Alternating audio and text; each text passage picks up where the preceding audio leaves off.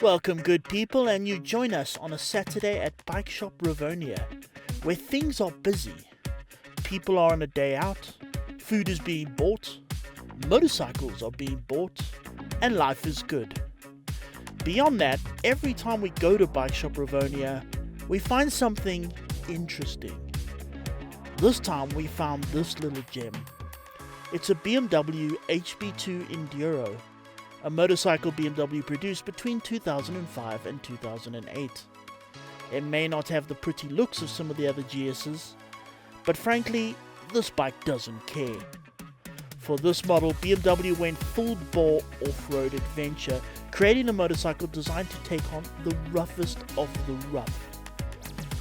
It is owned by one of Bike Shop Rivonia's top customers, and he's been gracious enough to let us ride it. And that brings back a lot of good memories. Yeah, so this bike creates a lot of nostalgia for us because, we used to own one.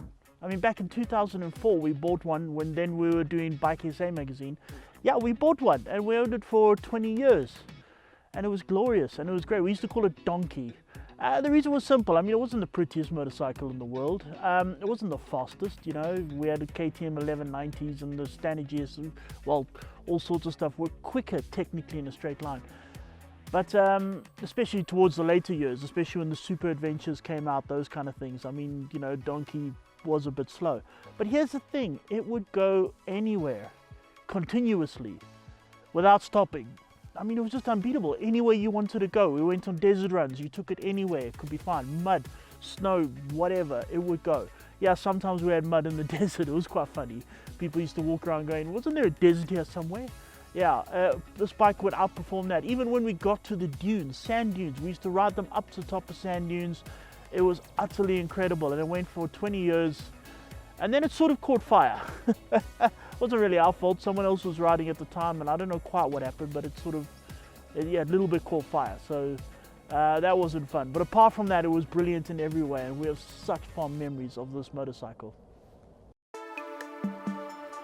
This was a surprise, so here I am, filming on my own, with my road kit.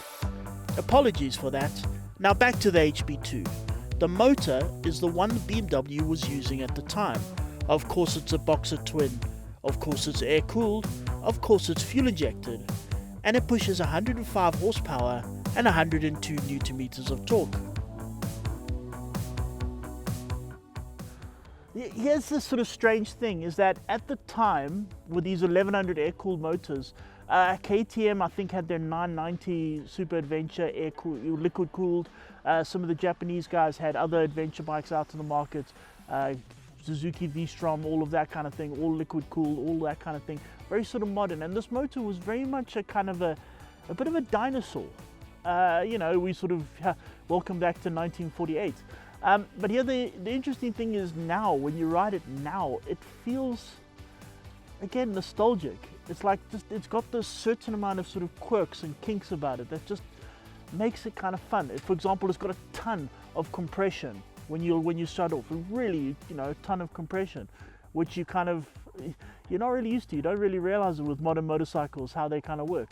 The other thing is that there's no kind of electronics between you and the motor. It's you, your throttle, and the motor connected. That's it. And there's a cable between them.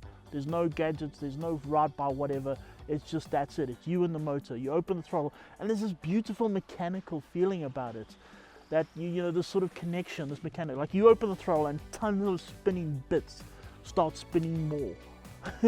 Which is very, very cool, and you don't quite realize. I mean, I love modern ride-by-wire throttles and the way it kind of works, the clever way it makes the riding better. But, you know, there's that connection that I don't think we've realized we've lost, but we have, and that was really great.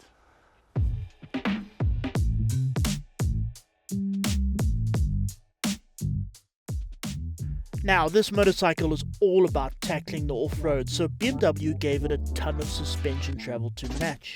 Hence, the front forks had 270mm, while the rear travels 250mm.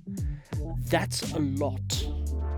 However, this exact motorcycle has been tinkered by blinking Denver Biggs, who added some Wilbur goodness.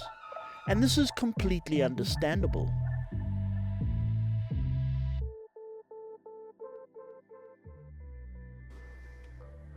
So here's the thing about the standard suspension. It on paper it looked very good, but it didn't really work so well.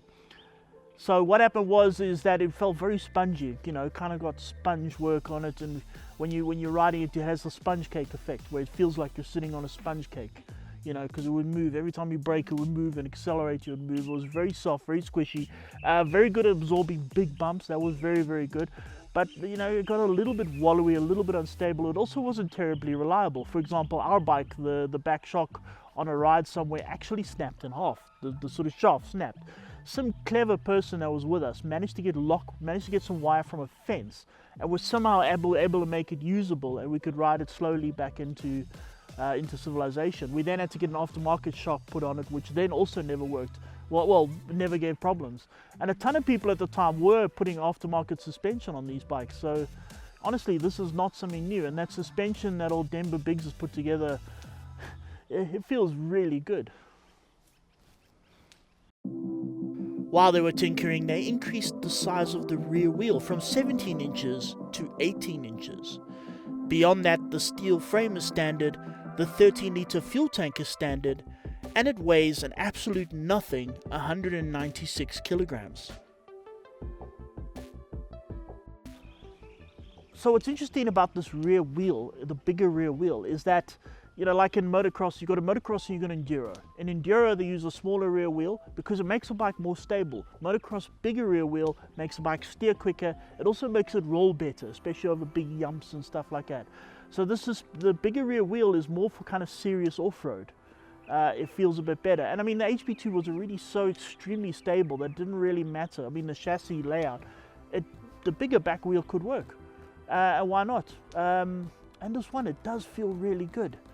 And with the light weight and everything like that, it's actually incredible the way you sit on this bike, and it's got the engine and the power of, at the time, a great adventure bike, but it had the sort of handling and setup of something really more enduro related, you know, like sort of almost rally bike kind of thing. And it did give you a lot of confidence. You could go forever.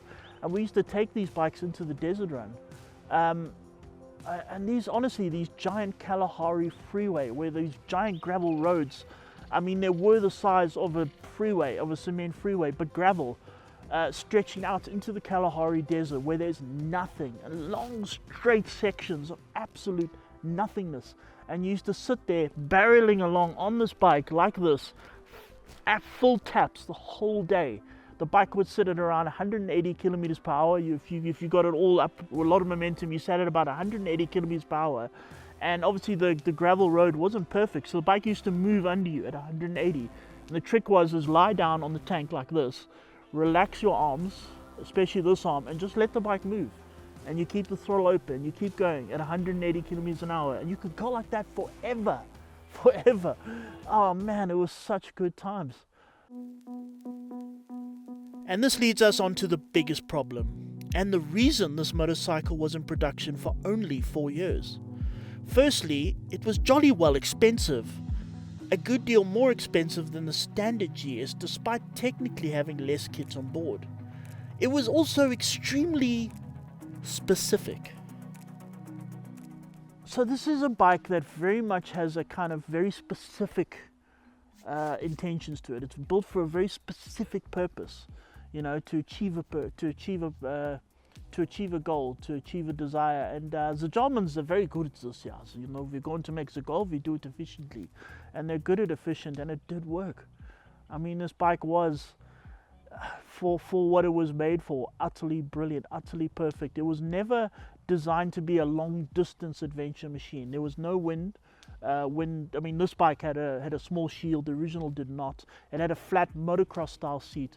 So this is really for going really really tackling hectic off-road stuff. Problem was, it was at the cost of comfort. It was tricky to try and sit on that bike the whole day, especially on the tar. If there was a lot of tar road riding, it wasn't that much fun. It was like riding a really big, slightly wobbly, naked motorcycle. So for that way, it wasn't fun. But once you get into the really hard off-road stuff, the guys on the other adventure bikes are going to struggle, and you really are not. You're going to have an absolutely great time. While this model might not have been an economic success and was built for only 4 years, We're glad BMW did build what is now becoming more and more of a valuable classic. It also proves that manufacturers could build a genuinely off-road focused machine if they wanted to. The problem is, there's not enough people who want to do hardcore adventure riding to warrant it. This means we may never see its kind again. And that's sad.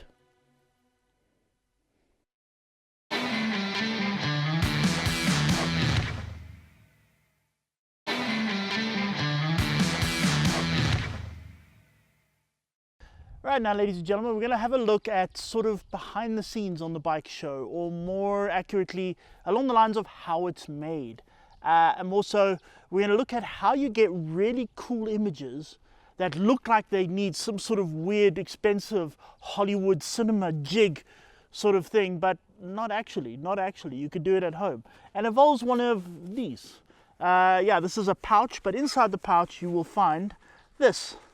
It's the Insta360. This is the X4 model, which is the one we've been using. We've reviewed it on the show previously. We like it very, very much. And the nice thing about this camera, as many of you might already know, is the fact that it can see 360. So how it works is it's got two lenses, one on either side. They're both what's called fisheye lenses. They can see a full 180. So full 180 all around here, and this one over here, full 180. The clever software inside this machine stitches those two images together seamlessly, and you cannot see. So when you review the footage afterwards, you can literally see, if the camera is here, it can see everything around it. Even more clever is the software will take away whatever mounting you might have, holding a chair, stick, mounting, whatever, it'll make it disappear. It's that clever. I find it utterly amazing. Now, this is the X4 model, which is better than our previous one, which was the X3 model, in that it uses 8K. It films at 8K, which is a lot. The X3 filmed at 5.7. This is 8K. And what makes that so great is that, okay, it's 8K when you're zoomed out, but it means you can zoom in a lot more than the previous model. So you can zoom right in and get quite a lot of detail, you know, show things very much in detail. What you're riding, and that again is in every single direction. And the great thing about that is, if for example, you know, traditional cameras, you mount it over here, it points on that direction, that's all it can see. If something happens over there, you miss it. Whereas with this, you can see everything. Or you can actually go in between them. It's actually utterly brilliant. But what we're going to do now is we're going to show you some of the tricks we use on the bike show to get really cool shots using one of these. Have a look. We start by simply mounting the camera on the handlebars. As part of the motorcycle mounting kit, you get this very snazzy clamp that not only has a decent grip on the bar, but it can also pivot in different directions and swirl. Now, the handlebar mount shows various views, starting with straightforward. Or maybe you want to look at the dash. Or maybe looking back at the rider. Notice that the sun is behind me in this shot. On the previous X3 model of the camera, it would have looked blown out, but the X4 handles it nicely. You can have a look at your various handlebars from this point of view, and why not? The clamp can also be attached to various points on the motorcycle, such as the passenger's handrails. That can give some rather interesting views. Or on Ferrari, we have the very convenient crash bars. Again, the views of the front wheel, all pointed backwards, look good. This sort of angle gives a good perspective on the sort of terrain you're riding on. And while tar is less exciting, imagine this on a good off-road trail.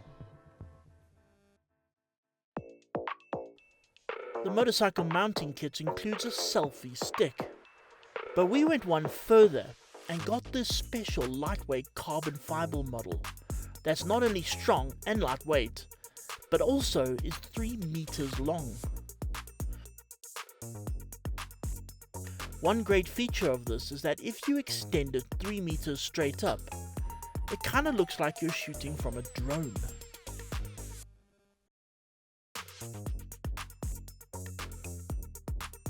In terms of riding, the selfie stick is able to screw directly into the clasp mount. That gives your handlebar mount a slightly raised perspective, and it means the camera is more eye level with the rider. It also means a better look at the surrounding scenery. The bar clamp can pivot forward, and with the stick extended, it looks like you've got a tracking car riding in front of you. The trick is to extend the stick as far as it is stable. The more the extension of the stick, the better the look. If you really want to take things further, then you need one of these. It's a stabilizing mount. So you mount the selfie stick somewhere with the clamp, and then a little further up you stabilize it using the stabilizer mount. With that in place, you can extend the stick further out without it going all wobbly.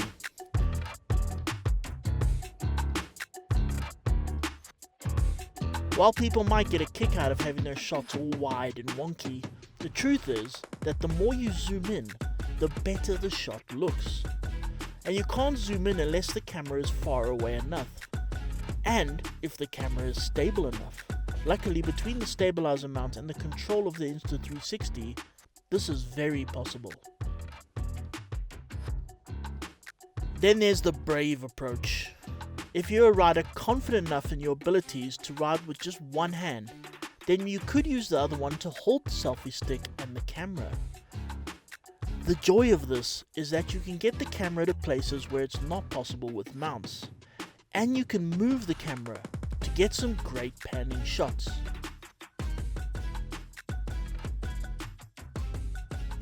So there we have it, ladies and gentlemen, a very, very clever machine this is indeed.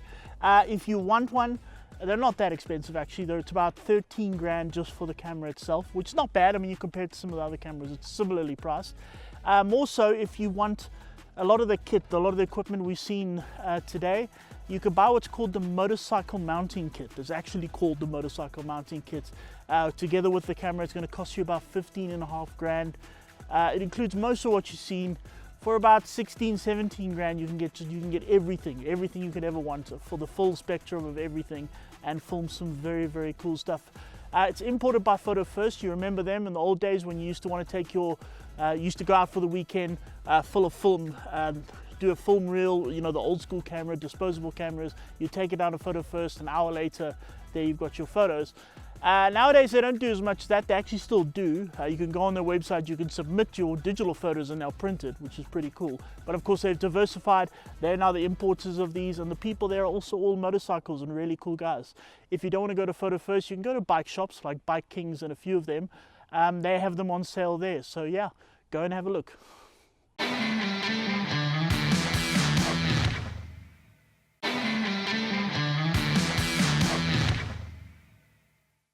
Welcome back. Now before the break we were having a look at the rather delightful HP2 Enduro from BMW, and I might have sort of a little bit said that we may never see a bike like this again, which is probably a little bit stupid because quite frankly a week or so ago Glenn and I were talking in the news, and we were speaking about this. It's the R12 G-S that BMW has just sort of unveiled a little while ago, that's coming out soon. And it is what they describe for the ambitious off-road. Ambitious off-road. Ooh, okay, that's you know, the way BMW likes to sort of downplay things. Ambitious off-road. That does sound very promising. Now, previously they released a bike that was the G-S, but it was really more of a styling exercise. It was an R90 dressed up like an old GS. This apparently is dressed up like an old GS, but you know, is capable of going off-road. In fact, this is from the 1980s, the R80 GS, which sort of, that was kind of the first GS, the one that's sort of the original, the OG, as they would say nowadays. This is what's styled upon that, and I think it looks absolutely great. Where the original HP2 Enduro kind of didn't look like much at all. It was all just function over form, yeah, via function over the form, yeah. Whereas this has a little bit of, you know, the design element, yes. And it does look very nice. And as they say ambitious off-road. There's a few things that are going for it that are looking good. It's got the flat seat, very similar to what we saw on the HP2 Enduro, which is not necessarily that great for long distance travel. It can get a little tedious on the backside, but it is very good for moving around on the seat when you want to go ride in the off-road.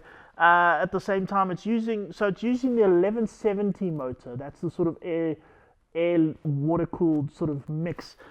Produces 109 horsepower and 115 newton meters of torque. A very, very good motor. It's also got all the electronics, most of them, the traction control, ABS, rider modes. It's got an optional quick shifter, key fob, all that kind of thing. Pushes 109 horsepower, 150 newton meters of torque, which is all very good. But the interesting bit comes in with the suspension. Now the front has 210 millimeters of travel, while the rear has 200. That's not bad. It's not touching on the HP2 Enduro's 250 and 270, but it's not bad. It also, on the other hand, it weighs 229 kilograms, which that's weight. It's 30 kilograms more than the HP2 Enduro, so not quite as much suspension travel and quite a bit heavier. So it won't be the sort of hardcore off-roader that we saw with the HP2 Adventure, but it's the HP2 Enduro, but it's still going to be damn good. And 30 kilograms heavier. Look, I spoke to one of the motorcycle engineers from one of the factories, and they were saying that this whole Euro 5 plus thing that they add to motorcycles, apparently if you take everything that they have to add, all the noise cancellation, all the emission cancellation, all the safety stuff, everything like that, you add it all together, they reckon it can be as much as 40 kilograms onto the weight of the motorcycle. So the fact is, in 2005, there wasn't really much in the way of Euro. I think we were Euro 2 or something, and it was like, must have a little catalytic converter, and that's about it, versus today. So I can understand. I mean, that's just part of it. Motorcycles are just heavier nowadays. They have to be. The law says so. But this is going to be a very, very interesting motorcycle indeed. We are very much looking forward to it. It should still be a lot of fun to ride, and I'm looking forward to when it comes out. Hopefully BMW will let us ride it. Now, we also announced last week that on the 1st of June, that's Sunday the 1st of June, we're having the blanket ride. This is in collaboration with Bike Shop Rivonia and Rad Moto. You might remember Rad Moto and Bike Shop Rivonia are sort of collaborating, that's the correct word. Rad Moto's moving in right next door to Bike Shop Rivonia. There's going to be access to both showrooms. There's two different businesses still, but they're going to collaborate, work sort of together closely, very closely, in fact, next door to each other. The idea is we get there at 8 o'clock in the morning to leave at 9, and the only thing you need to bring with you in order to ride is a blanket. That's correct. We're doing this in conjunction with the Rotary Club, so please bring a blanket. 1st of June. We meet at 8, we leave at 9. The route is quite literally the best route you could do in Gauteng. We leave Bike Shop Rivonia and Rad Moto. We go through the Cradle Road, the famous Cradle Road, beautiful roads there. We head up to Magaliesburg, take a bit of a break there. We come back via Hekpoort, so past Backer School, Hekpoort pass. From there, we take the satellite road over to Bredestrom, and then from there we head on the R512 past the Lion Park back south, and we stop off at Maggie's Farm, which you might recognize as near Lanseria, the home of the chicken pie. Oh yeah, that's going to be a lot of fun. As I say, everybody's invited. Come along, it's going to be a lot of fun. All you need to do is you need to bring a blanket, yourself, a motorcycle, and a blanket. Give the blanket at the beginning, and then we go on a lacquer sort of roundabout ride to the home of the chicken pie. So we'll see you all then. For more details, have a look at Bike Shop Rivonia and Rad Moto's social media pages. Otherwise, look me up, Donovan Free, on Facebook or wherever. Also, it'll be up there. So yeah, gonna be good fun.